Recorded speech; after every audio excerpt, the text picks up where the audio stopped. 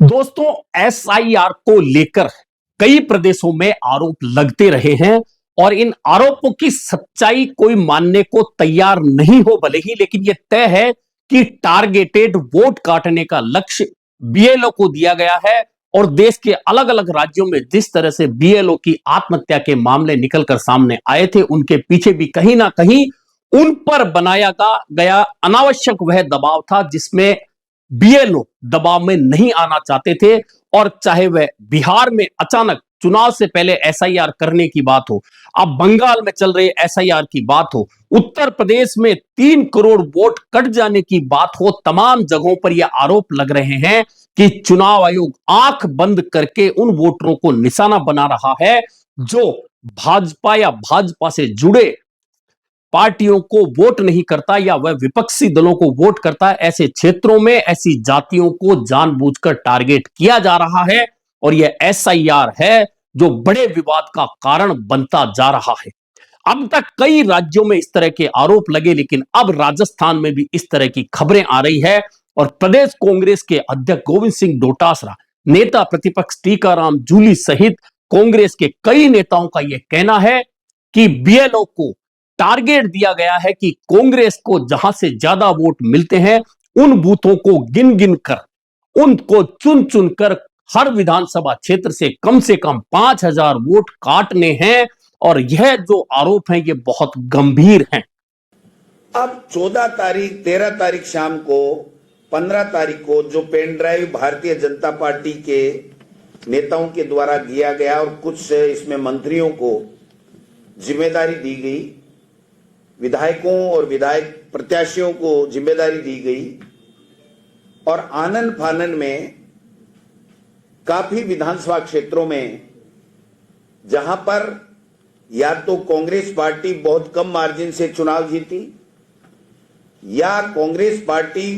अच्छे मतों से उनका वोट बैंक ज्यादा था, जहां पर एससी एसटी माइनॉरिटी, वहां पर उन फार्मों को दिया गया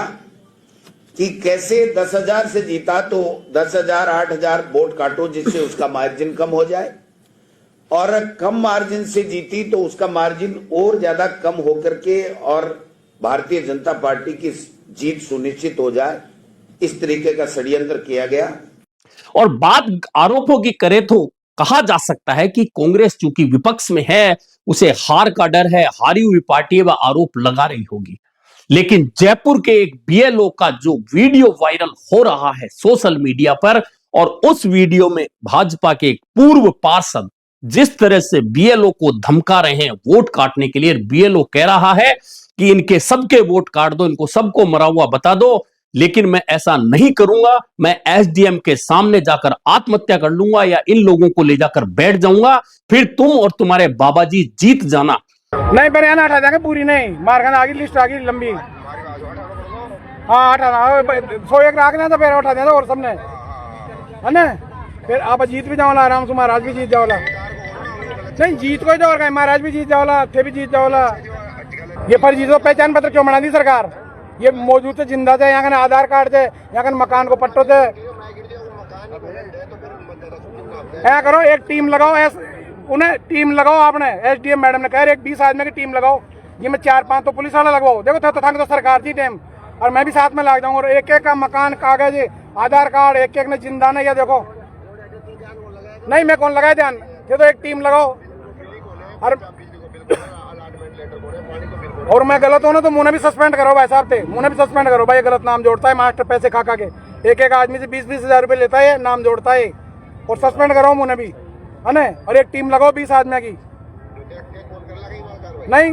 मैं मरूंगा नहीं, खैदियों में बिखर गो, मैं बिखरे बाद मेरे बाप को ही कौन है। अब कलेक्टर साहब के सामने मरूंगा, वहीं बैठूंगा मैं धरने पे, और मैडम के सामने बैठूंगा लिस्ट को लेकर के,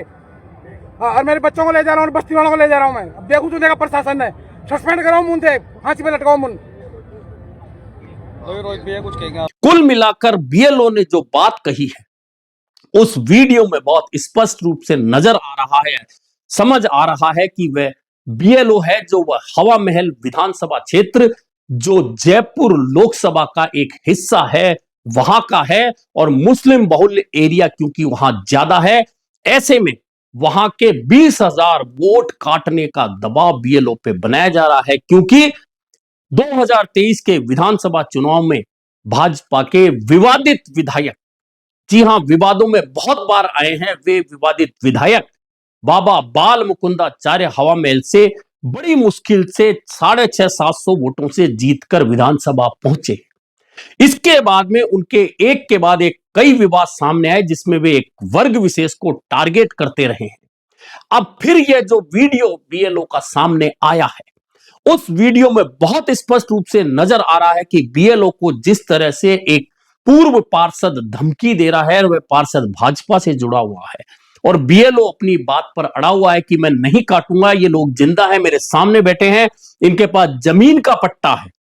इनके पास वोटर आईडी है, इनके पास खुद का आधार कार्ड है, ये कई सालों से यहां रह रहे हैं और सरकारी पट्टे, जेडीए के पट्टे हैं, नगर निगम के पट्टे हैं, आखिरकार इनको मैं जिंदा क्यों नहीं मानूं, क्यों नहीं इनको वोटर मानूं। इसके बावजूद भी अगर मुझ पर यह दबाव बनाया जा रहा है तो मैं एसडीएम के सामने इन लोगों को ले जाकर बैठ जाऊंगा या एसडीएम के सामने जाकर आत्महत्या कर लूंगा। कुल मिलाकर बीएलओ का यह वीडियो वायरल होने के बाद में सनसनी मच चुकी है कि क्या इस तरह से अन्य प्रदेशों में जो बीएलओ ने आत्महत्याएं की है,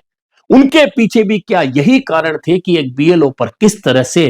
दबाव बनाकर भाजपा के लोग कांग्रेस या अन्य वे दल जो भाजपा के साथ नहीं है उनके वोटर को टारगेट करके उनका नाम वोटर लिस्ट से कटवा रहे हैं। दरअसल अब प्रदेश कांग्रेस के अध्यक्ष गोविंद सिंह डोटासरा ने हमलावर होते हुए कह दिया है कि हमारे पास बहुत सारे सबूत हैं और सबूत ऐसे हैं जिनमें हम स्पष्ट कर देंगे कि किस तरह से बीएलओ को कहकर तमाम विधानसभा क्षेत्रों से 5-5 हजार वोट काटने का टारगेट किया गया है और वे 5,000 वोट वह हैं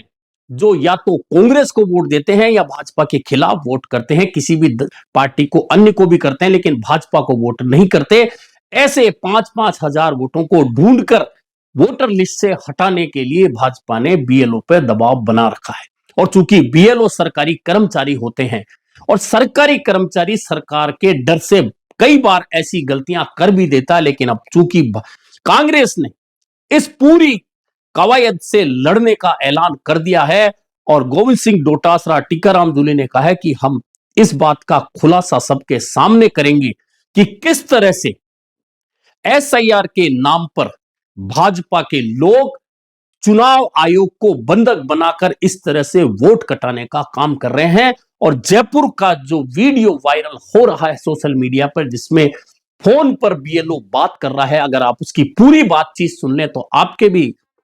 बहुत स्पष्ट रूप से समझ में आ जाएगा कि किस तरह से वोट काटने का यह अभियान चल रहा है। अब इसे लेकर चाहे जयपुर शहर कांग्रेस के अध्यक्ष आरआर तिवारी हो, प्रदेश कांग्रेस अध्यक्ष हो, नेता प्रतिपक्ष हो या जयपुर के विधायक हो या जयपुर के अन्य नेता हो, तमाम आक्रामक हो गए हैं भाजपा और चुनाव आयोग पर और सवाल पूछ रहे हैं कि जब ऐसे ही वोट काटने हैं, क्या एसआईआर यही है? तो फिर पूरे देश में जो प्रक्रिया चल रही है, जिस पर विवाद उठे हैं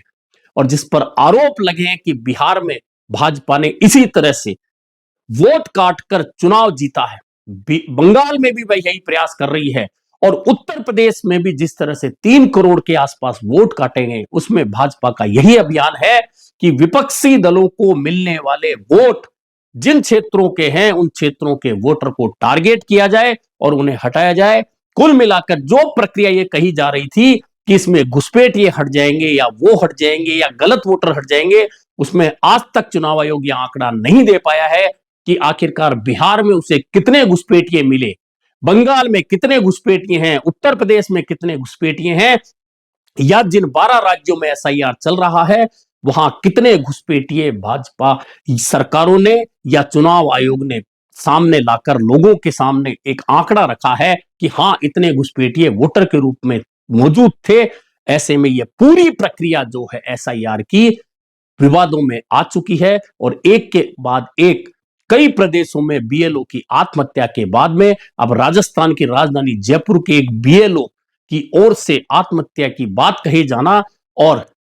भाजपा नेता का विरोध करता हुआ जो वीडियो वायरल हुआ है उससे एक बार स्पष्ट होता दिख रहा है कि निश्चित तौर पर सत्ताधारी दल हर प्रदेश में बीएलओ पर दबाव बनाकर एसआईआर की पूरी प्रक्रिया को एक तरह से अपने हाथ में या अपने अनुरूप करवाना चाहते हैं, जो आगे चलकर निश्चित तौर पर लोकतंत्र के लिए खतरे की निशानी जरूर है।